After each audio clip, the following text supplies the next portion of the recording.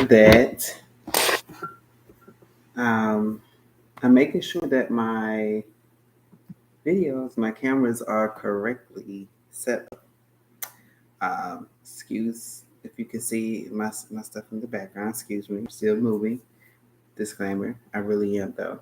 I really am still moving. I have already prayed, but there is a message that I feel like is really needed for a lot of people, and I'm actually going back to my roots, my beginning with this message, and I'm addressing to a lot of people that are living with HIV. Um, this message is for you, but it can be applied to everyone. So don't exit out this video because I don't have HIV. But this message, all my messages are for everybody. So never think that it's just for one group of people. Um, but I do want you all to know that um, there is this time for everybody to kind of, I'll say, step up your game a little bit for your higher self, for your to be your best self, and you can't do that while living in the past. So if there are things that people want to do, but they have this fear that's holding them back, this fear that is saying you will never be good enough. Um, your past is here. You have a past. This message is for you tonight. Um, Simply because a lot of people have stopped themselves from doing great things, and some people may not even know that they're stopping themselves. Just simply because they do not understand that they have the capability of moving on. And so, and I kind of had a similar conversation with someone earlier. Um, and as I was thinking about it and on, it was this sense of this needs to be shared with a lot more people. So, several people, you know, you have opportunities that's presented to you, and you say that I want the best for myself. I'm now wanting to change what has happened in my life to where I'm living my best life. Um, I'm sorry, I got that song in my head. I'm living my best life. I'm not gonna say the rest of what he said, but it's like I want to live my best life, but I don't know how, or I have this past that is holding me back, or you may not necessarily say it, but your actions are showing that this past is holding you back. And I have oftentimes said that you can't progress forward while still holding on to something in the back. Like you can't progress forward while still holding on to things that happened years ago. So I'm not going to linger on that too much, but I have said that in the past, and I'm sure that you have heard someone else say that. But this time, it's more of an awareness. Do you understand how you are blocking yourself? Are you so aware of yourself that you understand that some of the things that you're doing is causing people to actually walk away from you? It's causing people to deter. Like they may have a gift for you, but as they're walking towards you, you do something or you say something, and they take it back because they're like, okay, yeah, no, I don't want to trust this person. I'm not here for this person because this person is not in the right set of mind. Their intentions are bad, and you could have just been having a moment. Um, but the way you express your moment could be so outward that people around you are hearing this and they're like, oh no, I don't want to be bothered by this. And so that's why it's like when you go out into public, you should hold private matters privately. You should keep things to yourself until there's a safe space for you to go to express yourself. If you have a sounding board, Don't just call them. Text. Hey, is now a good time to talk? I need to hash something out with you real quick. I need another set of ears to listen to me because I have something going on and I need to know if I'm making the best moves. It's okay to have somebody to keep you in check, right? We call them accountability partners. That's what they do. Hey, I need this is what's going through my mind. Is this okay? Yes or no? Um, but the major thing is that you just don't do something off the fly, and now you've messed up your chances for whatever was in store for you. But in conversation with this particular person, we were talking about how in with this particular person's past, uh, it was circulating around dating. But I said, it's very easy to use dating because we all know something about dating. And if we don't know something about dating, we have seen it on television, right? Where, things happen and the person will leave another person based off of information that they didn't know. Um, Something was left out, something wasn't said. So they go the opposite way. And then in the end, the person realizes, oh, that was my missed opportunity. I could have you no, I actually wanted you, but I thought you didn't want me, so I left, that type of situation. And it's like, what are you presenting to people? Um, and like I said, this can go for everything. What are you presenting to people that is allowing people to walk away from you? What type of things are you doing? Are you really representing yourself the right way? Are you really showing what's on the inside, or are you just showing an external thing that's happening or that's occurring for the moment? Are you living for the moment and not living for your lifetime? So that's kind of like where I want you to think about, what type of actions are you doing to show people who you are? Are you really showcasing who you are from your inner core? And there were times when I had to ask myself that when I was younger. It's like, I think I misrepresented myself because I was acting based off of a moment. And people only see that moment, that part of the story where there was this peak, there was this, as we say, the rah rah. But nobody saw the beginning, that what happened before the rah rah, and nobody saw what happened after the rah rah. They just remember the rah rah. And remember that time when such and such did such and such and such and such. We will always recall that, but we don't know the beginning. We don't know the end. We just saw the rah rah part. That woo. Okay, well, that was that person. We not about to deal with that person. Um, but going back to the story, and so what I told the person is that there are actions that you may not recognize that you're doing that can deter people away from you, or that's misrepresenting yourself. And so, for this person's case, um, the person's not really looking to date right now. Okay. So there's that point of, you're not looking to date. That's fine and dandy. But your actions towards people, you can tell someone that, but there may be things that you're doing, or in this case, there's things that this person is doing that may say otherwise. Um, and that needs to be clear. What am I doing that is causing other people to see the opposite of what I'm saying? And then on the other hand, I'm in my state of mind, I'm staying focused. And so when it comes to any type of relationship, um, you have to remember that while you're staying focused, you have to be aware of your actions. Because if you're so focused on doing this and someone's walking up to you, and I'll just use for example, say you're on the phone, da da da da da, and okay, and then someone comes to you and you're like, da, da, da, da, no no no no no, so yeah yeah yeah, okay okay, and then they come up to you again at a later date, no no no no no no no no no yeah, and and they're talking. I'm sorry, she thinks I'm aggravated. It's okay, baby.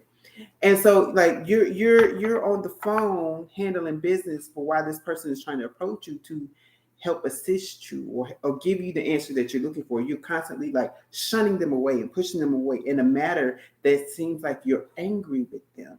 So what happens is that now this person is hurt because of a miscommunication.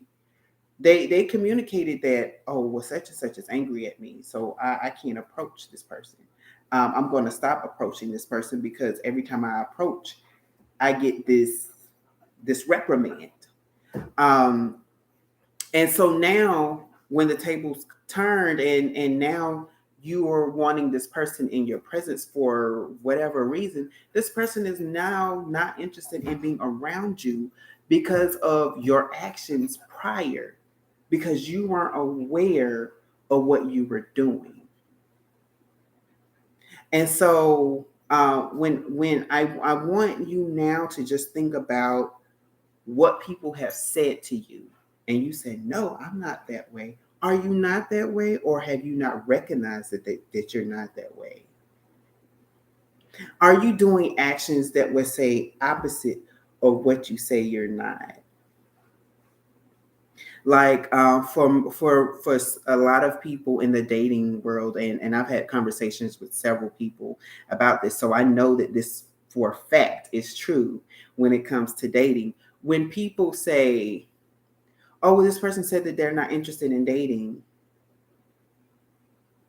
but this person came and kissed me on my lips, but this person likes to send me flirty messages. Okay, that's what we call a gaslighter. If you're doing this to people and you say you're not interested in them, don't do things that would insinuate that you want a relationship from somebody. Not only is that confusing, like I said, that's gaslighting. That means that you have an insecurity in yourself where you want all of this attention on you because you feel like you need that attention because you probably didn't get that attention as a child. And you're probably not linking that together because you don't see it because you're in your own little world, you're in your own little bubble. And that's not the case all the time, but that is what people on the outside of you see. So are you living your best? Are you, as the title suggests for tonight's topic, are you at your best? Are you at your best self when you are doing those things, or are you doing those things because you are missing something?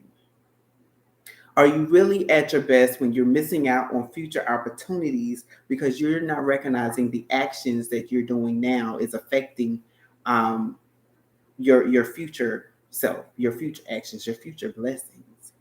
Um, and so going back, so what I told this person is that, okay, so you're not dating now, but let's just say that all the candidates that would be perfect for you,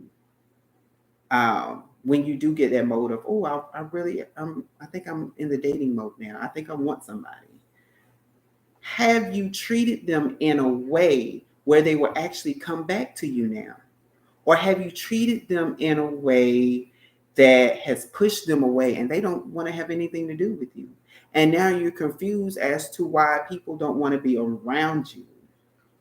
And specifically for my people living with HIV, are people really walking away from you because you've shared their status or because you have shown a part of you that they don't want to be around? Are you still allowing your diagnosis to hold you back from living your best self? And I say that because I know several people living with HIV, and one of the biggest things is I don't feel like I can date again. I don't feel like nobody's going to want me. It's the same thing is what I'm hearing. And then other people say, well, how I get HIV, how that person infected me, it's causing me to have trust issues. But yet you're out here trying to date people and you have trust issues, known trust issues. But what else did that person give you that you're not unpacking? What type of mental abuse have you gone through that you're not taking care of? But when you see somebody, you're showcasing that I have a lot of baggage, and I want you to deal with it. You showcasing them as if, oh, nothing's wrong with me. But the minute they get in your life, you turn around, you have bags upon bags upon bags upon bags upon bags that you have yet to unpack because you refuse to let go, because you want to carry your past around with you like this badge of honor. And again, this is for everybody. How many people are doing that? How many of you are carrying around bags that you should have let go years ago, but because you haven't, because you refuse to, as we say, do the work and truly heal, or because you're in your moment, you're in your zone, that you just not looking around you at what is happening around you. You're not looking at life around you. You're in your bubble. So all you know is things that are in your head that keep circulating. You're playing it safe and you're not playing it faith.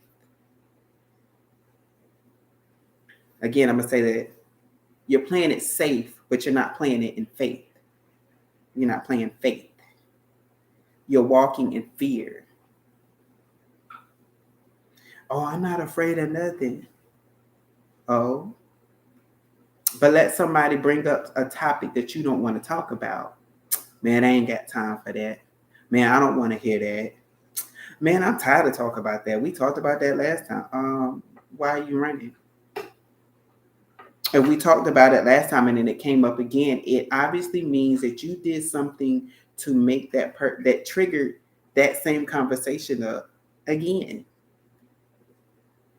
You did something, so now that person wants to bring it up again. And the fact that you don't want to address the situation, or the fact that you don't want to talk about it, means that you are holding on to something that you are afraid to deal with.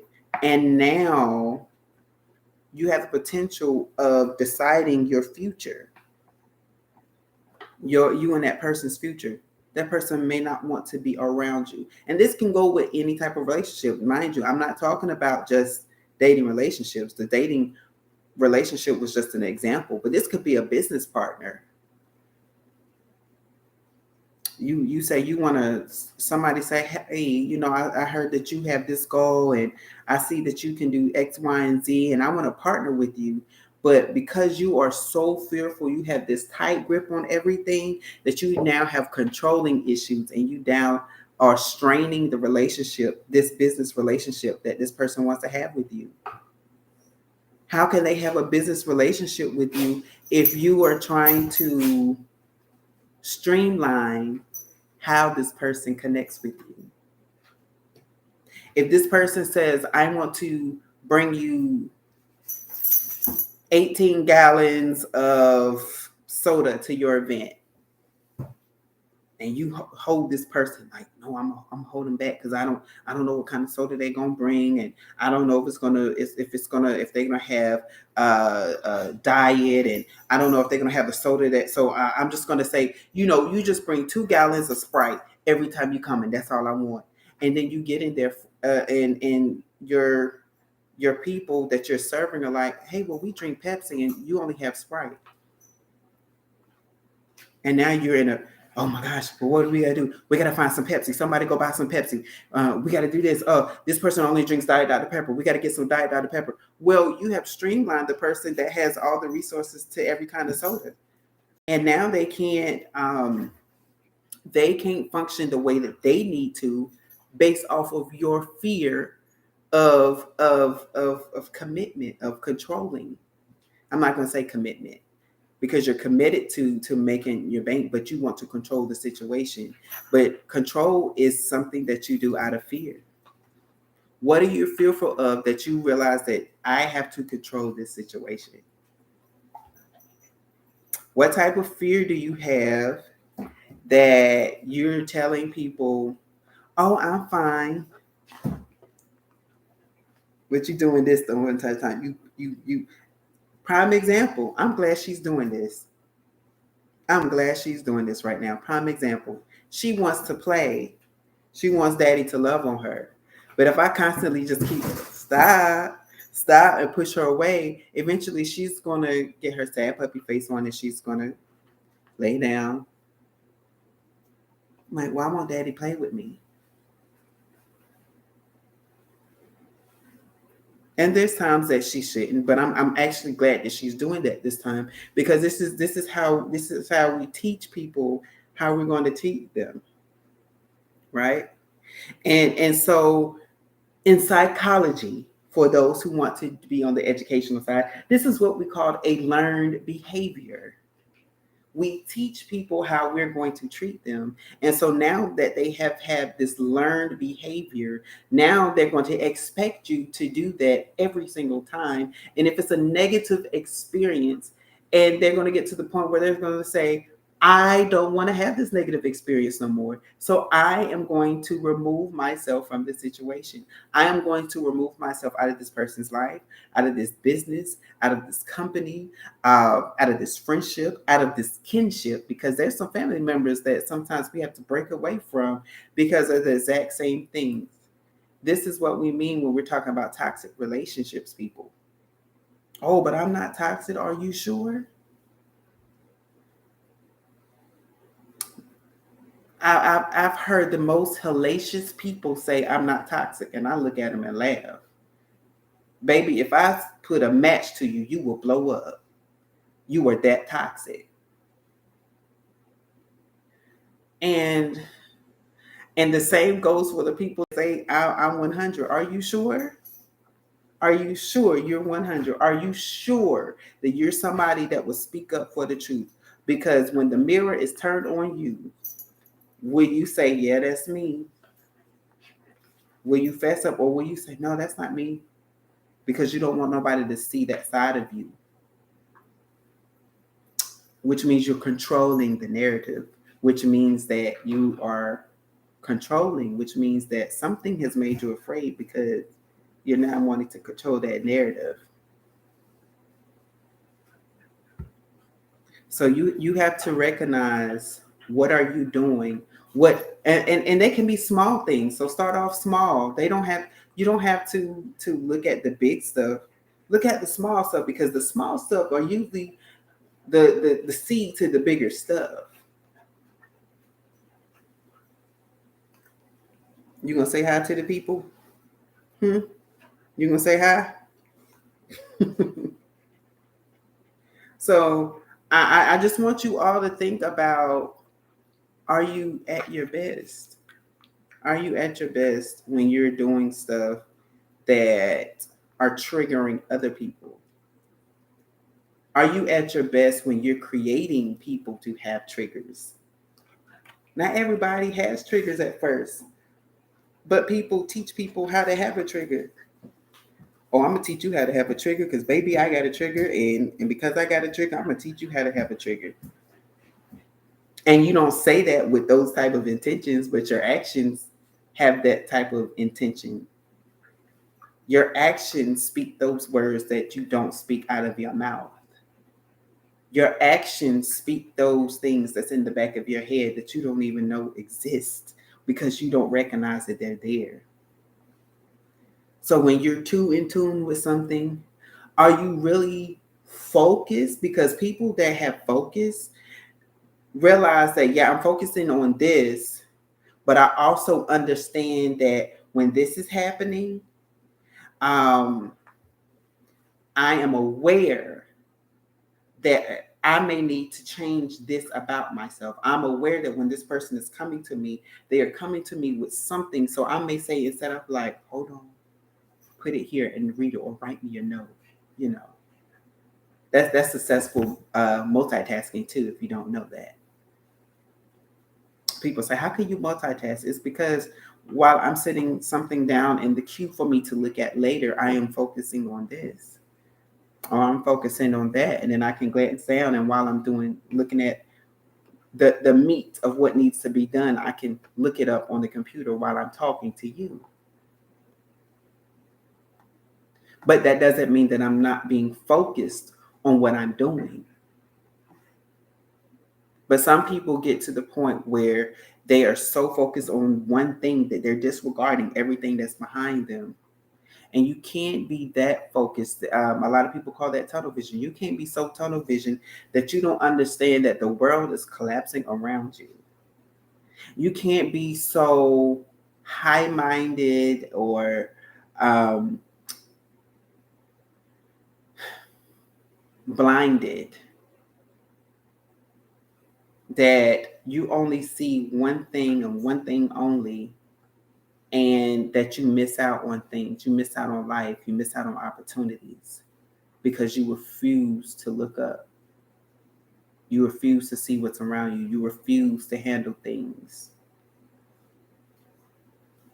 Because there's sometimes there's some things in the past that people need to let go because they're judging themselves so hard that they're judging themselves worse than society would ever judge them.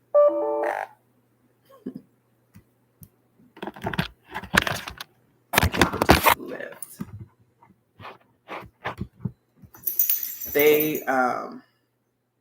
They're judging themselves so much that they don't understand that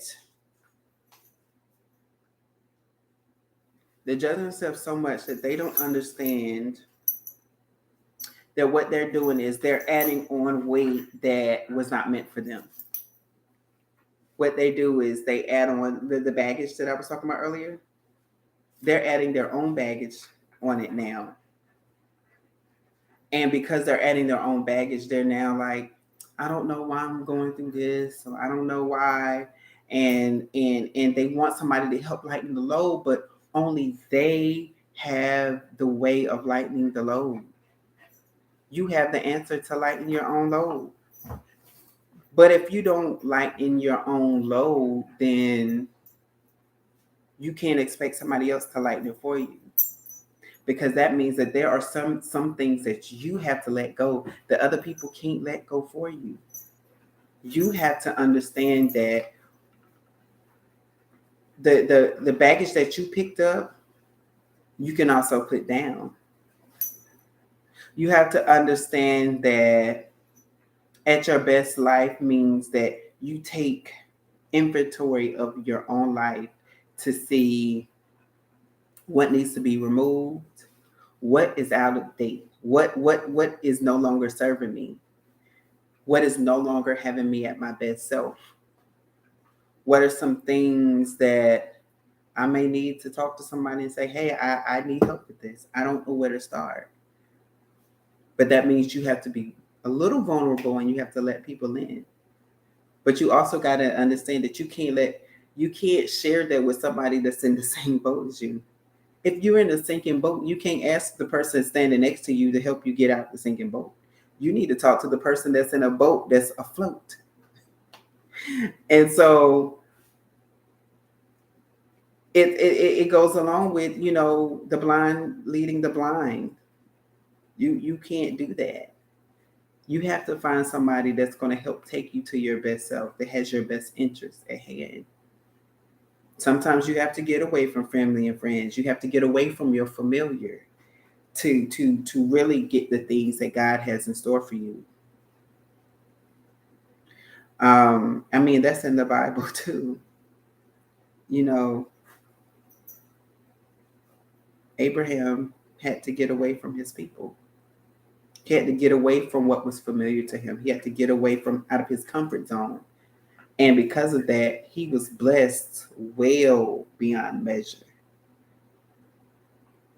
And out of it came good things.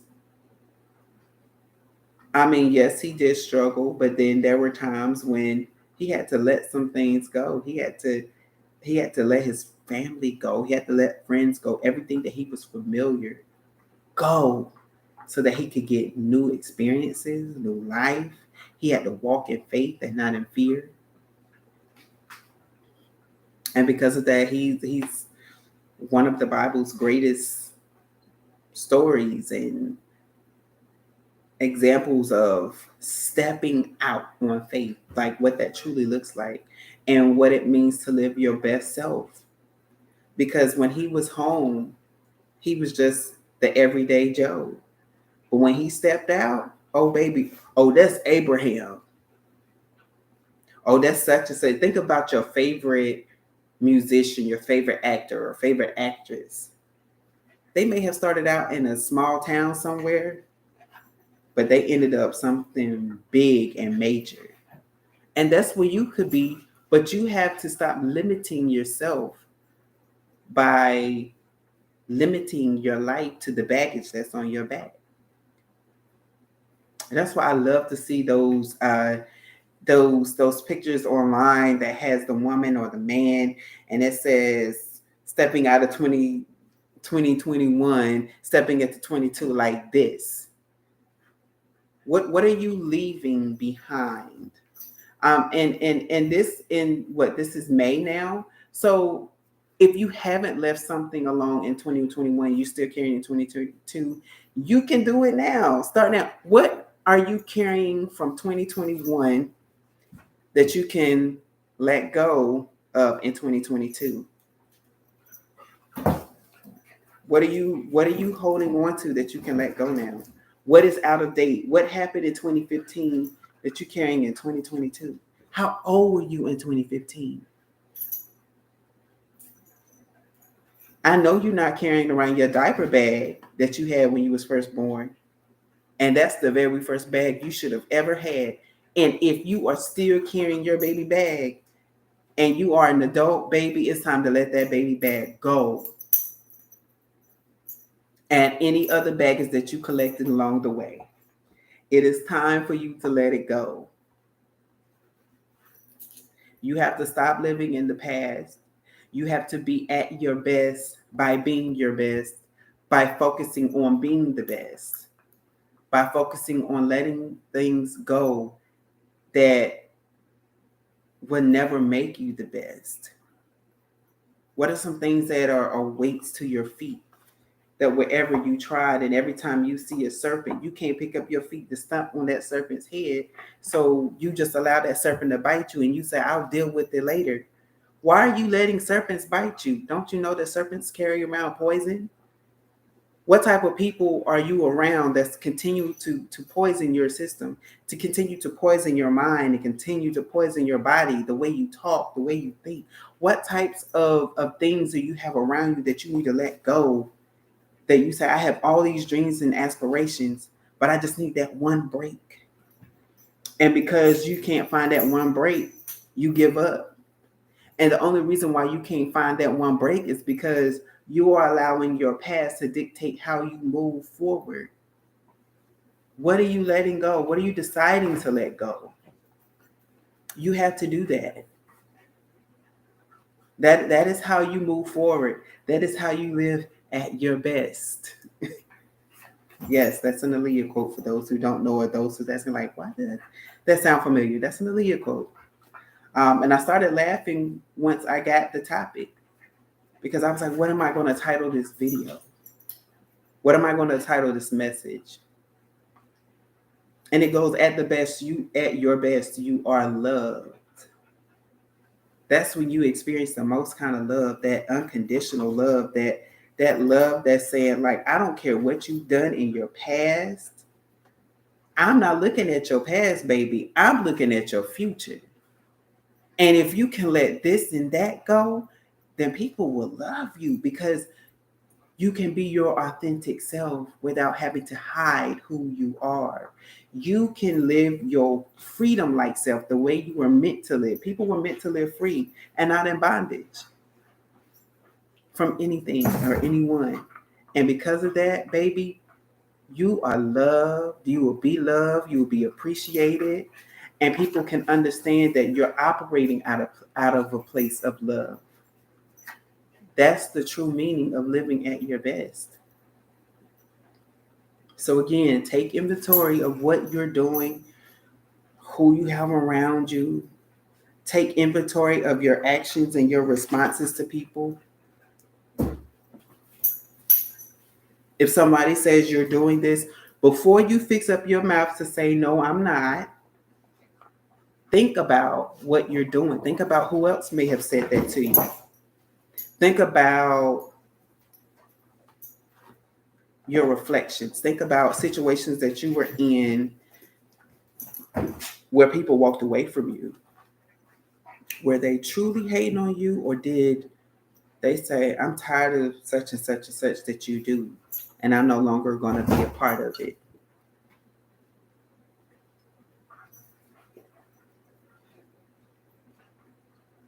Think about that. How many people have walked away from you as a group of friends? It was 12 of y'all, but now only 3 of y'all still together. Is that because all 3 of you have the same characteristics? And misery loves company? And everybody else out of the 12 is still hanging out except for y'all 3? What are y'all holding on to? And that's another thing, because people say, oh, well, so everybody else walked away and now it's just me and this person out the same group. Y'all have to do inventory. Let somebody in that's not a part of that group.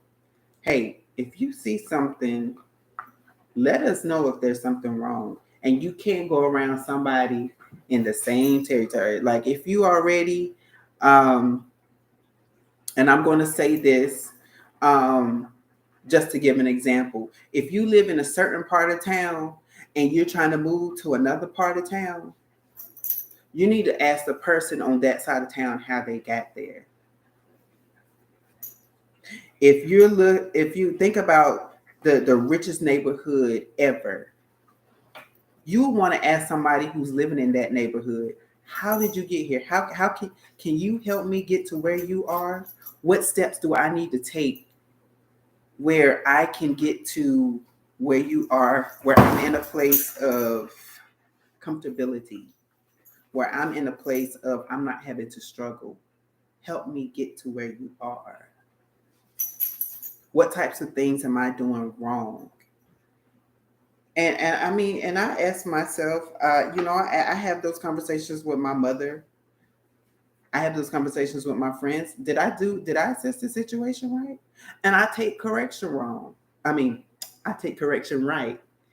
I don't get offended. I tell people all the time, be real with me. Because when you be real with me, I can understand what I'm doing wrong. It's when you walk around and beat around the bush trying to tell me that, hey, you've been calling me a fool this whole entire time. Oh, I have? Okay. I will be aware now that when I get around you that I'm not calling you a fool. But if you never tell me that, I'm not going to know. And I might go around and call you fool again. And there you go. This person getting their feelings because I called them a fool because I didn't listen to what they told me the first time. I didn't take it to heart. I wasn't being aware of what I was doing because I was so focused on, oh, I'm going to focus on having me a good time. And oh my gosh, you a fool, you a fool, you a fool. And you a fool. You the biggest fool of them all. And that's the person that told me, don't call me a fool. You have to be aware of these things, and don't put yourself in a position where you cannot be aware. Just like when you come to a new town or a new space and you don't know anybody, of course you're not going to open up just to any and everybody. You get a feel for the room. You get a feel for who's this way and who's that way, and that's what people do. And when people are around you and they're trying to get a feel for you, don't misrepresent yourself. Because in the court of law, baby, that's gonna hold. If you represented yourself as the thug of the streets, that's how people are going to receive you at all times. Oh, that's that thug from the streets. And if the invitation says lawyer, judge, educator, community worker, and in red letters, no thug of the streets, but all people know you as is the thug of the streets. Oh, well, we can't invite such and such because he or she is a thug of the streets, and this invitation to everybody but the thug of the streets. So be careful on how you represent yourself. Be careful on or not paying attention to your surroundings. Be careful on what you're doing or not doing to liberate yourself. So just be mindful of that. And I'm going to end there. And like I said, I've already prayed. But Just be mindful of that, people. And so I hope you have received something out of this message on tonight. Please share this video with your friends, your family members. Like I said, this message is for everybody. And yes, I did a special mention to those that's living with HIV, but because I tend to know a lot of people living with HIV that has that type of problem. They allow what has happened to them to dictate their future, or dictate their actions. And they're carrying around a lot of hurt and pain that they need to let go, that they need to face and deal with.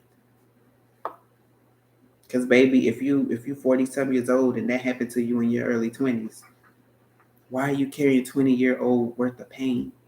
When are you going to allow yourself to heal?